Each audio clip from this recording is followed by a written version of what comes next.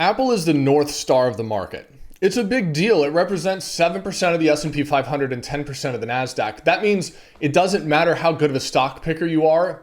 If Apple takes a giant dump on news, it's going to take the rest of the market with it. And recently, Apple has had some market-moving events. There was some iPhone sales numbers out with the iPhone 15. There was a new watch. And to top it all off, they're changing chargers from the Lightning port to the USB-C, which means all of those gullible Apple consumers are going to fork over $30 for a 10-cent cord. And the news flow has led to some volatility, not just in the stock, but the entire market as well. If you want to profitably trade the markets, you must be a subject matter expert in this name. So how can we stay ahead without breaking a sweat? Following the news is not going to cut it. The headlines won't give you an edge. Neither will endless analysis from the media. In fact, all the key price levels in the stock have already been predetermined, not from some conspiracy, but because of how liquidity operates in the market. We're going to hop over to a chart of Apple starting when it was trading at all-time highs, and once we're done, you're going to be amazed at how simple it can be to find an edge in this name. So let's go ahead and take a look. This is Apple right before it had that really nasty push to the downside. And we have one element of our trading roadmap on the right side of the screen that's in orange, and that's going to be the total amount of volume that was traded as a function of price rather than time. And I'm going to take a quick screenshot so I can mark this up.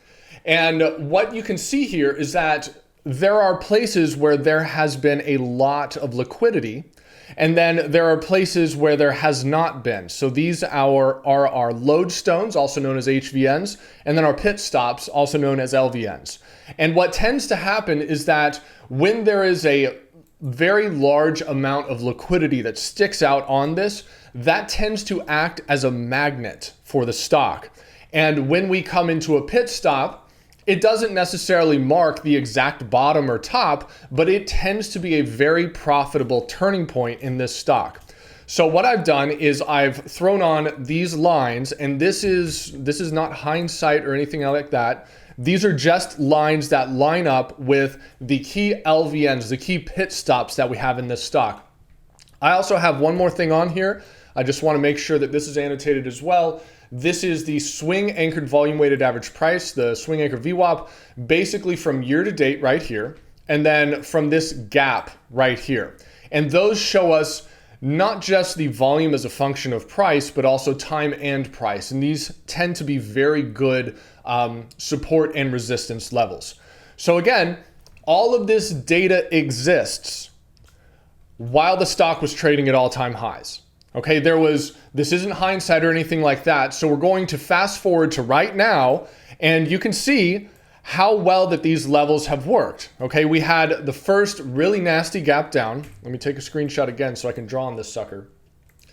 Really nasty gap down right here. That day's high corresponded with prior support, also this LVN, this pit stop right here. Then we see a pretty harsh move to the downside. Where does price auction down into? Where all that liquidity sits. All right, and into what we call a volume shelf was that first level of support, but it didn't really hold because, well, there were a lot of trapped buyers all the way back from June and July saying, oh my gosh, get me out, I'm gonna puke. The only place in which the market started to bounce was when there was an attempt to test the swing anchored volume weighted average price, followed by a gap down into this LVN. Now that doesn't necessarily mark the exact bottom of the stock, but you know what? It's pretty darn close. And on top of that, all of the levels that are already here also act as key support and resistance. So if you did want to trade intraday, these capture a lot of the day's highs and lows with extreme precision. We see this strong counter trend bounce. It did shoot past this pit stop right here, and there was an attempt at a gap fill, and then the whole thing rolled back over. Where to? Back to this liquidity point right here. The swing anchored volume weighted average price held again. It bounced. It came into this volume shelf marked right here, and then it rolled over. And now the whole thing looks like a hot mess. But every level was predicated upon our liquidity analysis. We know where the funds are trading. We know where they want to buy the stock. And oftentimes those funds, the institutions that actually move the market, have those levels set based off of fundamental levels or other levels that they like. Now, We don't know the motivations of those institutions, but they leave footprints, all right? And the footprints are in the liquidity.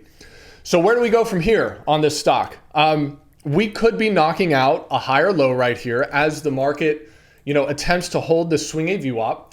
If it wanted to, and I think it would be a little sneaky. And sometimes when you want to have a good trading framework inside your brain, you want to think about how's the market going to try and piss off everyone, right? How can it be sneaky? And we have this low, and it's very possible that the stock just undercuts that low and retests this level before actually bouncing.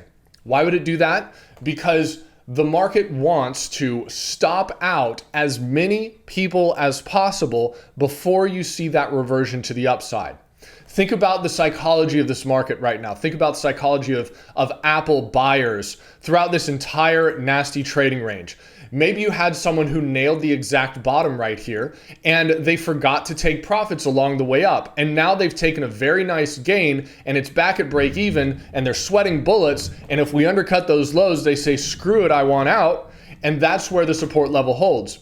Now, if Apple really wants to get loose to the downside, there's a very, very clear level into this LVN, this volume shelf, and the swing anchored volume weighted average price from the beginning of the year. And if we collect that right there, I think that's going to be a very nice bounce level. And it may not mark the exact bottom in the stock, but on an intraday basis, you're going to get paid very, very well. So let's just do some quick, what we call sequence analysis. Again, I'm just going to do a quick push right here and we're going to look at some lines. So if this holds, we've got a very clear level right here that could act as a resistance level. You'll probably get some early shorts right there. So maybe you get a higher low and then you get some kind of a squeeze. Or we undercut these recent lows and then we bounce and then maybe that level holds right there and then we come down and test this level. Or the whole thing completely falls apart. We go back to this level, we retest this level, and then we collect this level all the way down here. Okay, all of these levels set you up for massive profit opportunities. All right, and these are very good trading opportunities. Now, if you wanted to say, well, where would it make sense from an investment standpoint? You simply have to zoom out a little bit and say, where's the big levels? And the very large high volume node, the lodestone level that has not been tested yet, is right around 165. And we can actually measure that and we can say, okay, what's 165 from all-time highs? That's about 18%. And in the context of what Apple does, an 18% correction is incredibly normal for this kind of stock. This is just a taste of what you can do with our trading roadmap. And I've put together a free training that goes over why we look at these charts, exactly how you can profit from them, some very good case studies to use as examples, and an opportunity to come trade with me. Below this video is a link to that free training. Go to that page, use your name and email and phone number so we can send a text message to you for that training. Watch that training, come talk to me after, and I'll see you on the other side.